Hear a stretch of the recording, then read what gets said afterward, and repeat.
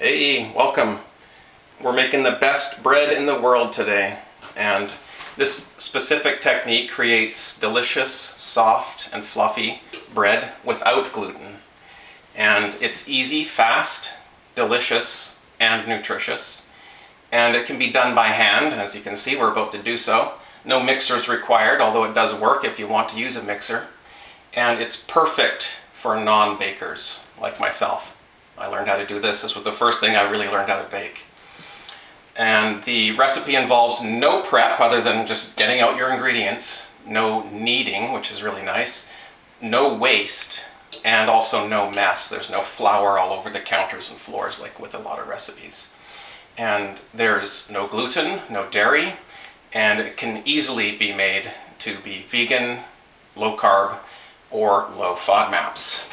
So this recipe is a mix of two recipes actually I found online and mixed them together and used the comment sections of those posts to find out a lot more information from people who had tested those recipes. And so I used all that information together to come up with one recipe, and I optimized that over the past about 100 or 150 batches. I've been making this all year and perfecting it, so I'm ready to show you now.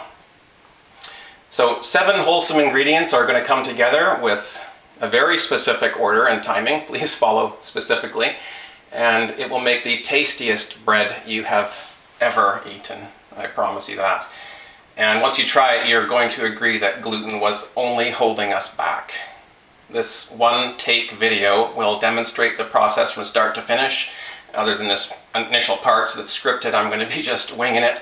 And I'll cut out only 20 minutes to rise and 20 minutes to bake. But other than that, it's just one shot, about an hour long to do the entire process. I'll be making a batch of buns, but you can do bread. You can do other things with this recipe as well too, but I'll show you how to do the buns. And yeah, I'll have a batch of fresh buns cooling right here in less than an hour. So goodbye to disgusting, unhealthy, expensive products, and hello to bread so tasty you will never have to buy it at the grocery store again. So I'm going to start with, I'll put the recipe in the comment section and also in the description box, and also at the end of this video you'll see it on the screen as well too, but I'll walk you through it. To start off, we have 1 cup of water, and I'm adding half a cup of boiling water. It just finished boiling just before the shot, so. And now that gives you water that's 43 degrees Celsius. If you want to just measure out your water, if you have a way to do that with a thermometer and so on, you can just boil some water and put it at 43 degrees exactly. And once it's ready to go, you can grab your yeast. I'll just go over here. And if you want to test, you can test by putting your finger in it. It should be warm, more than lukewarm, but it should not be hot. You should not burn yourself at all, or it should not even feel uncomfortable. It should be just, and yeast likes it about the same. So we'll add 5, 1, 2, 3, 4, 5. I even like to go a little bit, tiny bit more sometimes. The yeast is obviously what gives it its softness. It's going to rise with that yeast. And that egg's for later. Now I need my whisk, very important, and 2 other implements for later. So the whisk aerates the water and gets that oxygen in there, which the yeast like. They also like it to be warm and they like to be wet. So this is all perfect for them now. They're coming alive. Look at me, I'm doing a baking show here. I've never done this before. But done this recipe a lot before. Okay, when that's mixed in, should take about 1 to 2 minutes. Once it's fully mixed in, say, yeah, it's been about a minute. This is the psyllium husk powder. Psyllium husk powder is like that. And once you add this, that really starts things going. So get whisking. It will start to coagulate. That's the whole point of this stuff. It creates kind of a gel. It's, well, it's literally a plant-based mucus, actually. It doesn't have any germs in it, obviously. It's just that component, and what it's for is for binding recipe. Nothing. And that's the magic right there, is the psyllium husk fiber. The psyllium husk powder. 1, 2, 3. And I'll just grab out of the fridge. Even better if it's room temperature for your honey or your maple syrup. But I'll add just over 2 tablespoons of that. And I start mixing it in right away because, like I said, they're on a clock now once you add that psyllium husk powder. It really gets the recipe started. No going back now. Look at that.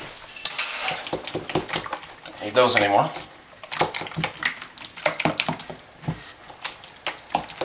And this step takes about 1 to 3 minutes. And if your psyllium husk powder is not strong enough, this is the one I'm using now, but you can use whatever you have. It's available at most baking sections and health food stores and so on. And if you find that it doesn't gel up quickly enough after about a couple minutes, then add a little bit more and maybe consider getting a different kind for next time, because yeah, this is the kind that I find that is the best for me anyways. Because look at that. You can tell that's the start of a good loaf of bread. Never seen bread like that before, have you? But that is correct. If at any point it looks wrong, basically you're probably on the right track. It always looks wrong until the very, very end. Okay, now we can come over here. I'm going to mix up some flour. So I'll show you the flours I'm using. This is sorghum flour. I'll grab, this is half a cup each. I want about 2 1/4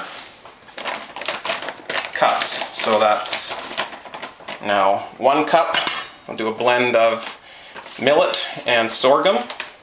I'll do another sorghum here, so that's 1 1/2. Then I will do, let's see, this is potato starch. Starch is basically just carbs, so be careful with how much you're adding. I'll do a 1/2 cup of that and just another 1/4 cup of that. So altogether that's 2 1/4 cups. You'll maybe need a little bit more flour than that, if depending on a lot of different factors actually, but for example, how much starch you have in your flour mix. You can use rice. I like to use white rice flour. I like to use brown rice flour. And you can also use tapioca starch instead of the starch. You can use cornstarch too. I don't like cornstarch.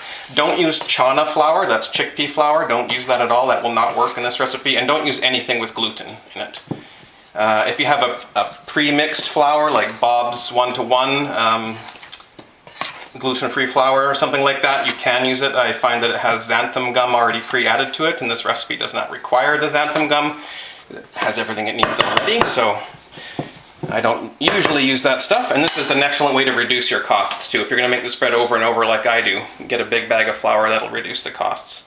So now that I've blended that up nicely, you saw how I did that, just a lot of like stirring and shaking kind of, and then squashing it down, and then eventually you'll see, are there any big chunks there? No, that's all nice and uniform. So you have a good flour blend, and that's one of the most important parts in gluten-free baking. So this is still the same over here, a nice big yeasty blob, and there's my flour blend. Also there's 1 1/2 teaspoons of salt in there. Mine's pink, yours does not have to be. And then this is the only part that requires any elbow grease. This is the part where you do a little bit of mixing. So I will begin that, and you can just watch along while I ramble on about this recipe. Like I said, it is absolutely the best bread that you will ever taste. I'm not joking about that. I was amazed at how good this was when I made it, and I've only made it better than that with my improvements to the recipe. So I think you're going to be quite pleased. While you're at it, if this recipe does work for you, would you mind leaving a comment down below and just letting other people know? Because I don't think this is going to spread itself, this this recipe, but I'm excited about it, and I hope other people do get excited about it too, because gluten-free baking for some people is more than just taste and texture. It's actually life or death. Some people cannot have gluten, and bread is a big part of life for some people and for some families and cultures even. So to take away bread from people is pretty rough, and a lot of people have trouble sticking to their diet, and gluten for them, it can be quite damaging. So I think it's really good if we can get this recipe out there and get more people making this, because the gluten-free bread in stores, let's face it, is terrible. It's absolutely horrible. We've been eating it for years, and finally we just got so fed up with it. It was massive holes in the loaf. The loaf wasn't much bigger than the holes. The holes are like this, and the piece of bread is like that. And it's $10 here, Canadian dollars, but still that's, you know, $7 American dollars or whatever for a loaf of bread, and it's terrible. The texture is ridiculously bad. Then you look at the ingredients and you're like, wow, they've got like 50 ingredients in here. Is this supposed to be health food? It's ridiculous. It's terrible, and it's just like full of seed oils and modified starches, and those breads are just terrible and expensive. So this has absolutely changed our family's lives, actually. We've gotten healthier from this bread, we've gotten happier from this bread, and we've even saved money from this bread. So I think it can do that for a lot of other people too. A lot of people are looking, like I have been for years, to figure out how to do this. And it's the psyllium husk powder with the yeast in that specific mix process at the beginning that does it. You can't add it in any other order. You can't do it any other way. I've tried this recipe literally, I'd say 180 times this year. And it comes out perfectly every time the way I've written it here. But if you stray from that, there's certain modifications you can make, and I'll mention those as we go. But like, for example, the flour blend you can use almost anything. You can make this super fluffy, shameful, white, delicious dinner rolls, or you can make ultra hearty, high protein, low carb loaf of bread, or anything in between. It's quite versatile that way, but just the way that the recipe is done at the beginning, for the most part, cannot be changed. And like I said, I've tested it.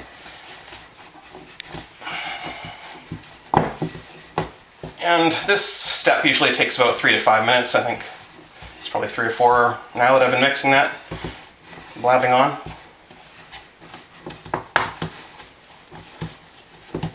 And that's what you're looking for. It's kind of a dry dough ball at the end. Not dry, but I mean, as far as dough balls go, that's a firm dough ball. And that's what you look for at this stage, but you're not quite done, because we are going to add, oops, if I can open this, 1 free-range large egg.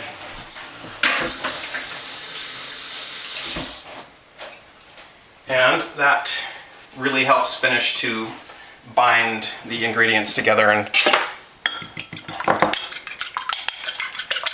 soften everything up. It works really well with all the other ingredients. You do not need the egg. If you want it to go fully vegan, you can just put a little bit extra water and maybe oil or something. And at this stage, it will still work. And, like I said, it's a no waste recipe, so don't get rid of that spatula. There. Okay. Now that looks terrible. That looks like you really screwed it up. It sounds bad too. But you haven't screwed it up. And around that stage where you're mixing your dough, you probably want to preheat the oven. So, got that done. I'm doing buns, so I'm doing 385 degrees Fahrenheit. For a loaf of bread, you would do 375. And then somewhere in between for a cake pan, I'll show you this. I sometimes do it in this cake pan, it's a bit of parchment paper, and it will work really well in there too. Just needs a little bit less time to cook and a little bit less temperature. But for buns, here we're doing 385. So that's just come up to temperature now on the stove, on the oven, so that's perfect. And this step here takes about 2 minutes usually to mix in the egg. It doesn't seem to want to mix in usually, but eventually all of a sudden it does. just when you think you've ruined it, just when you think, why did this guy make me mix all these ingredients together and ruin them? All of a sudden, just watch this now for the next 30 seconds or so. I'll show it in the light a bit here. Watch it closely. There. You see that? It was the moment that it turned from a giant mess into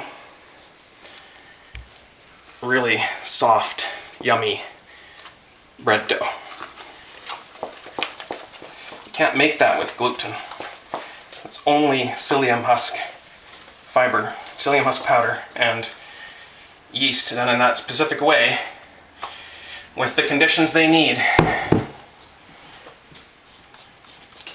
And that's what it comes out like. That's the only way to do that. So, no waste, get that cleaned off. That all cleaned off. And there. So, using a baking sheet with some parchment paper, you can use some kind of lubricant or something if you like. And I'll get my 1/3 cup measurement. Some more of my olive oil that I used before.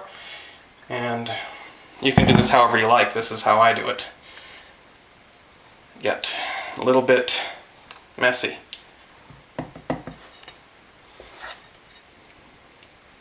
I find that 1/3 of a cup, usually if I just slightly overfill it, that works out to be exactly right. And then with the oil there, they just fall right out.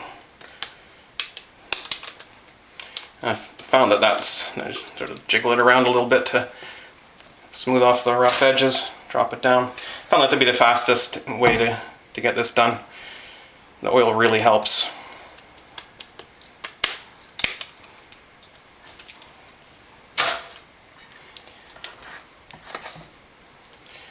I find that this process to make this dough and get it to the rising stage takes about 20 minutes. It will take you a little bit longer as you're learning the recipe or whatever. I'm talking once you get efficient at it. But you'll be able to do this entire thing in about an hour and a half the very first time, and it will come out correctly the very first time, especially if you do it this way. If you make any alterations, I can't guarantee it, but let me know if you do make alterations that work or even work better, and we can improve this as we go.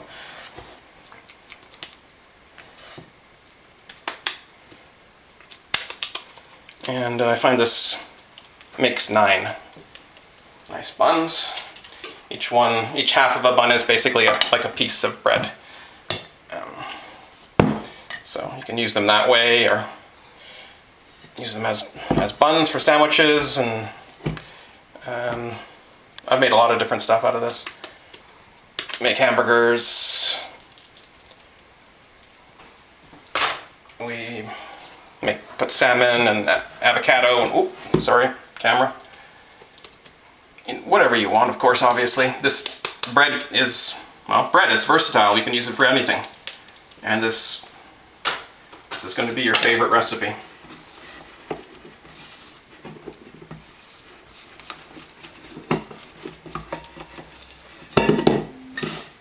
Whatever size the last one is, doesn't matter. I usually do the middle last, so if it's a little bit big, that's fine. If it's a little bit small, that's fine. My bowl's completely clean. Those are ready to rise. I put them in a warm spot like the top of the oven and let them rise, so see you in 20 minutes. Alright, I'm back. That was 20 minutes rising. Now check these out. They've doubled in size, or volume anyway, approximately. Check out that texture. You can tell that's going to be soft, yummy bread. And they're ready to go in. I forgot to mention the last step. After you mix in that egg, if it's a little bit too runny, not the right consistency for making dough balls like this, or for putting it into a bread pan or whatever, then you can add a tiny bit more of your flour blend. Just don't make it too dry though. It's got to stay nice and moist, that's part of it. Alright, into the oven, 385 for those. Another 20 minutes on the timer. I'm going to turn halfway. See you in 20 minutes. That's it. 20 minutes. Wasn't that easy and fast? Ooh. It's heavy. They don't need long when done that way. Just 20 minutes, maybe a few more minutes depending on your customization and your oven. Aha! Yeah, you know you're in for a treat. Ooh, let's move these over to the rack. Wow. That's a lot of bread. There we go. I'll just move them there so you can see in the light. Yeah. They'll soften up even more, but you can already see nice and soft, and those are going to be really yummy and chewy and moist inside. So yeah, first several hours is when it's best to eat fresh. Oh man, some peanut butter, maybe some jam. Woohoo! And tomorrow, they're still good fresh. They're nice and soft again tomorrow, but sometimes I put them in the toaster and then they're extra tasty. I think you'll agree that's the best bread in the world. And I appreciate if you would leave some comment, especially if you have a question about this, or if you've done the recipe and you want to let other people know how it went for you. I would really appreciate that. And please stay tuned for more related content on this channel. Thank you so much for watching, and enjoy.